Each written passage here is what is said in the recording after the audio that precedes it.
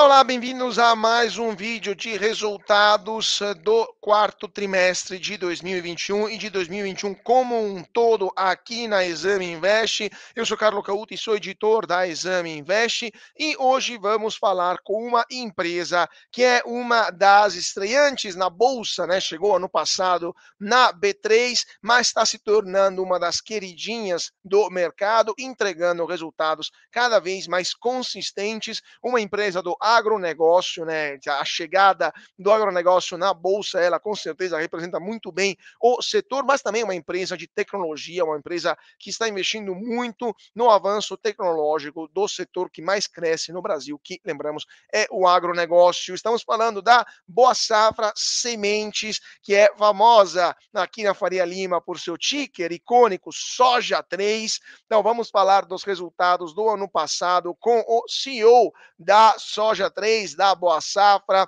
o Marino Colpo. Muito boa tarde, Marino, muito bem-vindo e obrigado por ter aceitado mais uma vez o nosso convite. Olá, Carlos. Olá a todos os espectadores aí da Exame.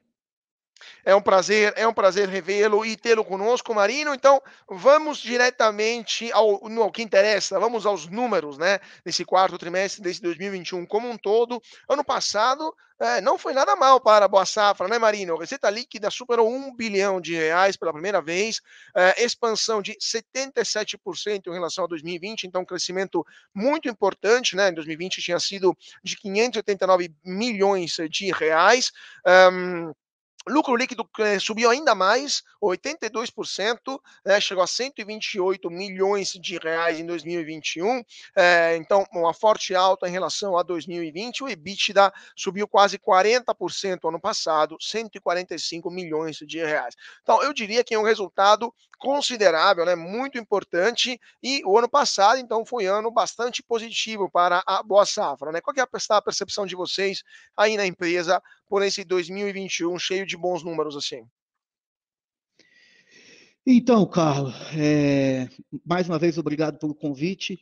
De fato, a gente encerra aí um ano histórico para a companhia, tá? É um ano que a gente foi muito bem, como você falou, a nossa venda, o faturamento, né, cresceu mais de 70%. A empresa entregou, acho que um ótimo resultado. O time, nosso time, nossa equipe aí está de parabéns, todo mundo muito satisfeito. Eu ressalto muito o crescimento nosso de vendas de tecnologia, tá?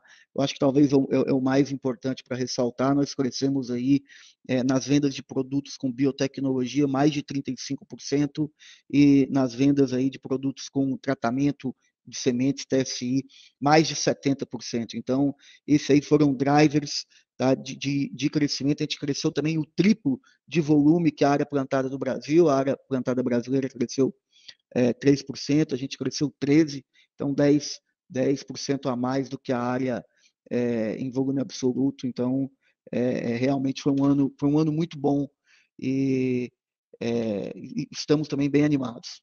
Pois é, vamos falar então um pouco desse 2022 que está começando também a todo vapor, né?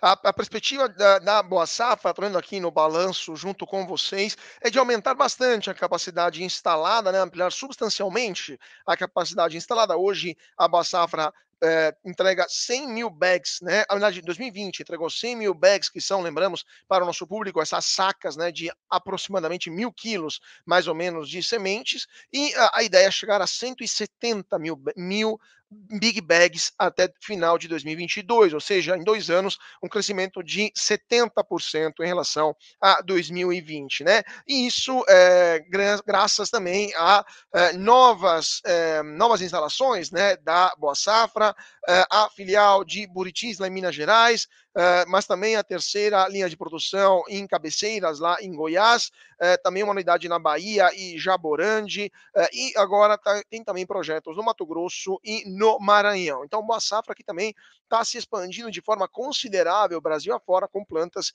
muito importantes, né? Isso tudo foi graças também ao IPO, né? O IPO do ano passado ajudou nesse projeto. Como é que está esses planos de expansão? Então, Carlos, no ano passado a gente fez o IPO em abril, tá? E começamos 3 obras.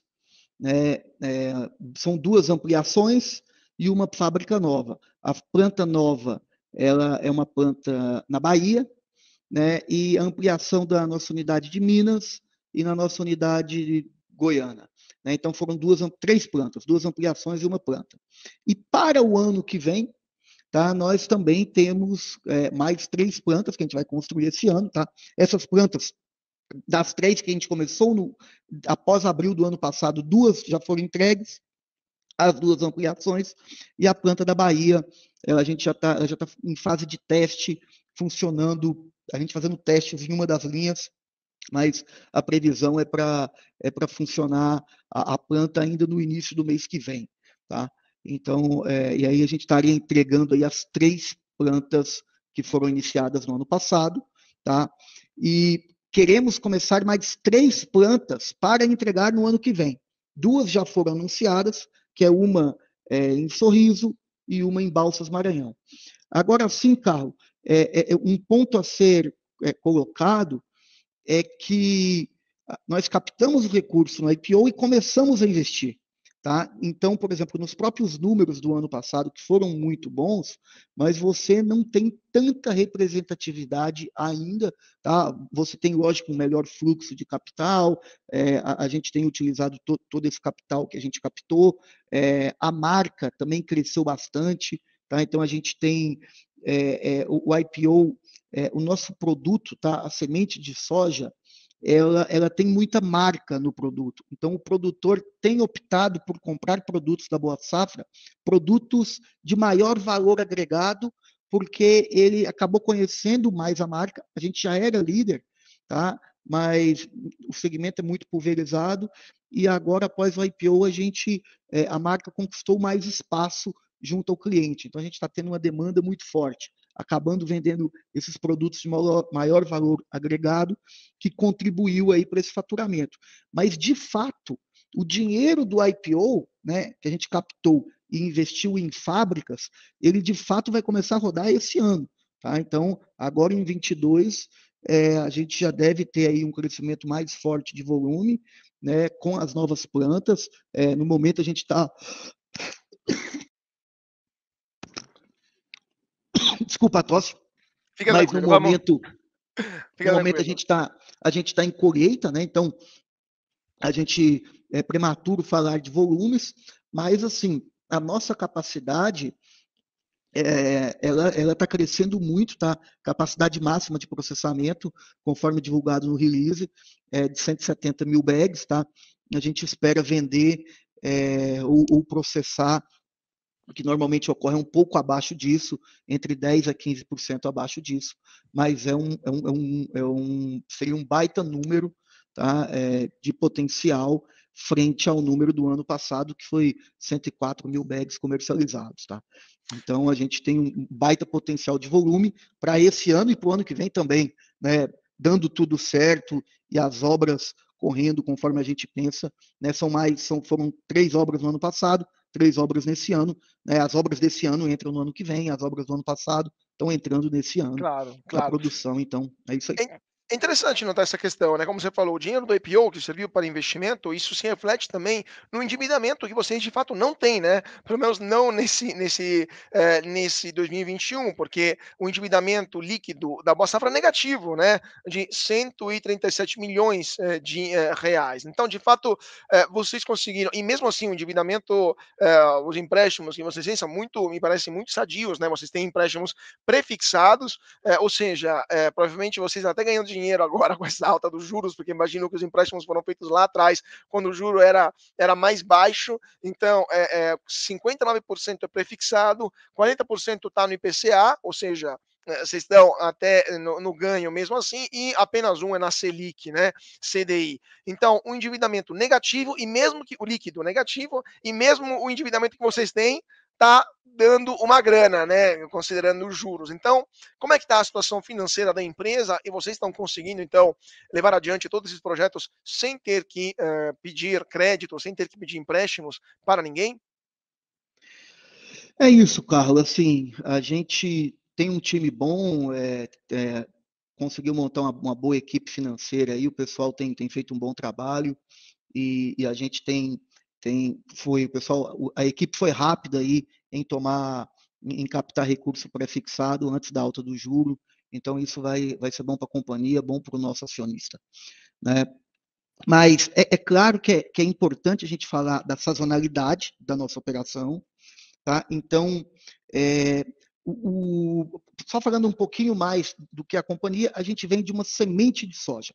A semente, ela é um grão capaz de nascer. Então, a gente vende para o produtor que quer plantar.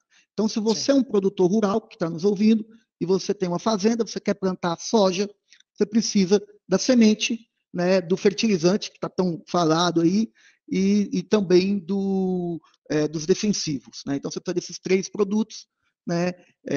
E a gente vende a semente, um grão capaz de nascer. Mas a sazonalidade do nosso negócio é muito importante ser compreendida pelo nosso investidor, pelo nosso sócio, porque geralmente no primeiro e no segundo tri, no primeiro tri que é agora, a gente está comprando, tá, a matéria-prima que a gente faz a semente. Então, nossos produtores integrados estão produzindo e a gente está fazendo o nosso estoque. Tá? A gente está colhendo os grãos que vão ser vendidos como sementes. Né? No segundo trimestre, também ele é um trimestre muito de estoque. Então, se você olhar a companhia, o nosso desempenho é muito baixo no primeiro e no segundo tri, tá? E aí no terceiro e quarto tri são os trimestres de faturamento. Tá? A gente faz uma venda por ano. Tá? O produtor planta uma safra por ano e a gente vende uma vez por ano, que é a partir de setembro. Então a gente vende em setembro, outubro e novembro, basicamente. Tá? Então são os 3 meses aí de faturamento da companhia que dão nos 2 trimestres. Então o nosso faturamento é concentrado. O caixa também representa isso, tá, Carlos? Por quê? Agora, no primeiro tri, no segundo tri, né, eu estava até comentando contigo antes que a gente agora vai usar o caixa, mas é exatamente isso, a gente tem que usar o caixa para comprar matéria-prima, para pagar os produtores integrados, o custo de estoque, energia, são tudo em câmera fria. Então, você tem um custo elevado, uma grande despesa no primeiro e no segundo tri, e fatura no terceiro e quarto. Aí a nossa posição no quarto trimestre, no final do ano, ela é sempre uma posição positiva de caixa, né? Perfeito, perfeito. Agora a gente vai falar também sobre essa questão da mudança dos números entre o terceiro e o quarto trimestre, mas antes disso, você falou dos insumos, né? Como é que está a situação aí dos insumos para a agricultura? A gente está vendo muitos problemas provocados por essa invasão russa da Ucrânia, especialmente no âmbito dos fertilizantes, mas temos uma inflação espalhada em vários âmbitos, né? Inclusive nos alimentos, uma inflação generalizada mundo afora, por sinal. Como é que está sendo isso nos insumos agrícolas e se você está percebendo uma melhora ou uma piora nesse 2022 em relação a 2021? Carlos, eu posso separar em 2 pontos, tá? Para o produtor rural e para a Boa Safra, são pontos diferentes, tá? Falando um pouco para o produtor, tá? O produtor, ele está colhendo, esse ano está sendo um bom ano de colheita, a maioria dos produtores, tá? Quase a totalidade, compraram os insumos lá atrás, então o produtor plantou em setembro do ano passado, tá? Então, o sumo dele foi comprado ali em junho, julho, agosto, tá?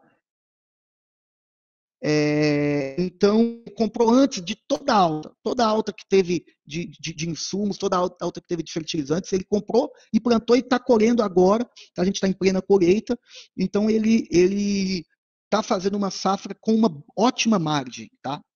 Entretanto, onde está o desafio do produtor? É que quando ele olha para o ano que vem, grande parte dessa margem ele vai gastar, porque agora ele vai fazer uma lavoura muito cara, os fertilizantes dispararam, alguns produtos triplicaram de preço.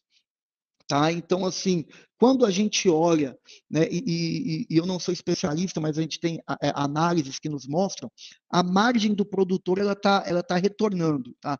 Não é uma margem negativa quando se olha para o ano que vem, mas ela retorna bem à média. Tá? Então, o produtor teve aí 2 anos acima da média, tá? Esse ano, né, a colheita desse ano que está sendo agora, né, um pouco acima da média, o ano passado também foi um pouco acima da média, e para o ano que vem está voltando à média, até um pouquinho abaixo. Tá? Ainda não é algo que preocupa, que está em prejuízo, mas o produtor está voltando, ele pode ter que queimar um pouco desse caixa para comprar esses insumos que subiram bastante.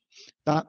Falando da companhia em específico, a gente vê um pouco até como uma oportunidade, tá, Carl? A gente está bem otimista com o ano, a gente já começou a fazer alguns pedidos, né? Agora no próximo balanço a gente já vai divulgar o que a gente tem de pedidos em carteira, mas assim, a gente tem estado otimista, porque como o produtor ele tem tido um custo muito elevado, Carlos, nos insumos, nos defensivos, ele tem ainda mais, ele sabe que é caro e ele quer uma semente de qualidade. Então, ele busca uma marca de referência, que é o caso da Boa Safra. A gente encerrou o ano passado com o maior nível histórico de qualidade da empresa, tá, de germinação.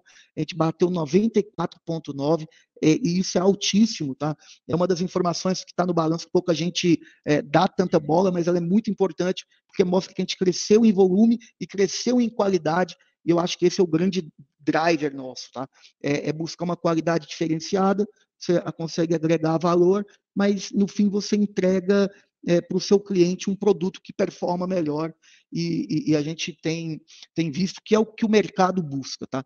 Produtor, o custo é caro, então o produtor não quer economizar numa semente de qualidade, e esse é o nosso objetivo.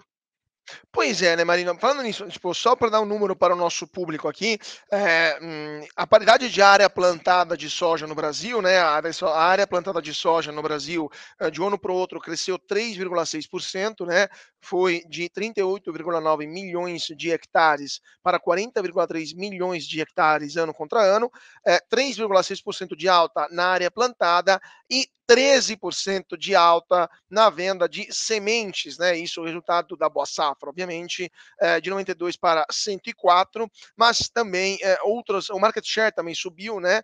De 5,7 para 6,1, então de fato a Boa Safra está se consolidando. É interessante essa questão do market share, a Boa Safra passou de 1,9% em 2019 de market share para 6,1 2 anos depois, né?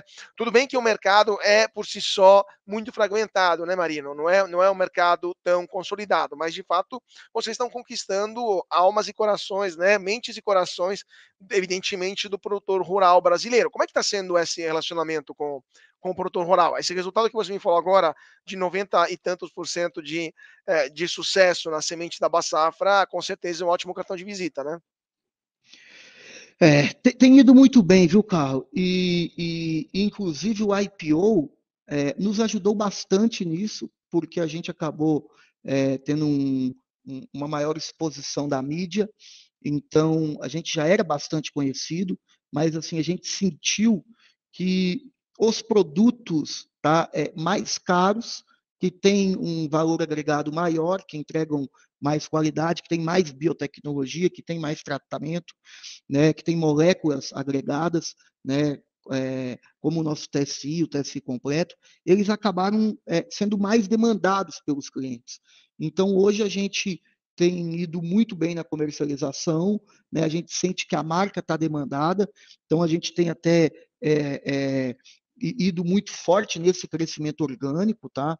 A gente está tendo uma grande oportunidade, estamos construindo fábricas, tudo para atender o cliente que tem demandado, tem gostado do produto. A gente tem feito várias pesquisas de satisfação ao longo dos últimos anos e graças a Deus, o nosso índice de recompra é muito alto, tá? Ele é quase 93% dos clientes, eles recompram a nossa semente no ano seguinte. Então, a gente tem tido aí vários elementos e estamos bem animados aí com esse ganho de market share e com essa possibilidade de aumentar o tamanho da companhia. Marinho, última pergunta que eu quero te fazer sobre a questão da comparação trimestre contra trimestre, né? No terceiro trimestre do ano passado foi um trimestre excepcional. O segundo trimestre de 2021, a receita foi de 41 milhões e no terceiro foi de 586 milhões, né? A proporção até maior do que no ano anterior, porque no segundo trimestre de 20 a receita tinha sido de 49 milhões e no terceiro de 20, 305. Então passamos de 49 para 305 para 41 e 586. Depois tivemos uma queda no quarto tri para 403 milhões de reais. Na mesma linha, né, alinhadíssimo com o quarto trimestre de 2020, quando passamos de 305 para 232 milhões de reais de receita líquida. Como que se explica isso para um leigo, né, que lê o balanço? Por que tem essa alta muito expressiva do segundo para o terceiro e depois uma queda do terceiro para o quarto e uma queda ainda maior, né, do quarto para o primeiro trimestre do ano seguinte? Como é que funciona essa dinâmica aí na Boa Safra? Então, Carlos, é muito dependente da nossa sazonalidade, tá? Então, agora vai vir o primeiro trimestre, né? A gente acabou de lançar o balanço do quarto, mas quando vier o balanço do primeiro, provavelmente a empresa tem um faturamento baixíssimo. A gente só tem o descarte da semente, da matéria-prima que não virou semente.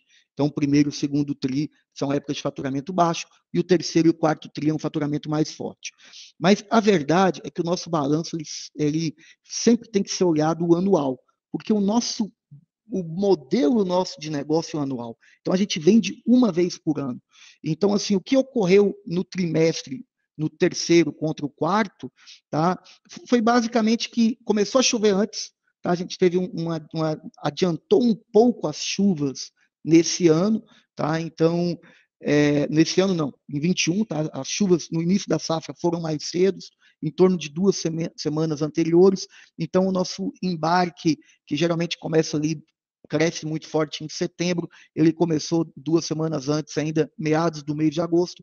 Então, um pouco do faturamento que normalmente entra no quarto tri, acabou entrando no terceiro trimestre. A gente faturou bastante no terceiro tri, faturou bem no quarto, mas o que importa é o número anual, tá? É o crescimento anual, é o que o investidor tem que estar olhando, porque a nossa operação é anual e assim, e ela é dependente da chuva, tá? Não é nem de como a gente quer, porque o produtor rural é importante entender que a nossa semente ela está armazenada em uma câmara fria, tá? E aí ela fica ali a 14 graus com uma baixíssima umidade, ela é similar a uma adega de vinho, tá? Você não pode ter umidade, tem que ser frio e seco, para que a semente entre em dormência, para quando o produtor plantar ela nascer bem.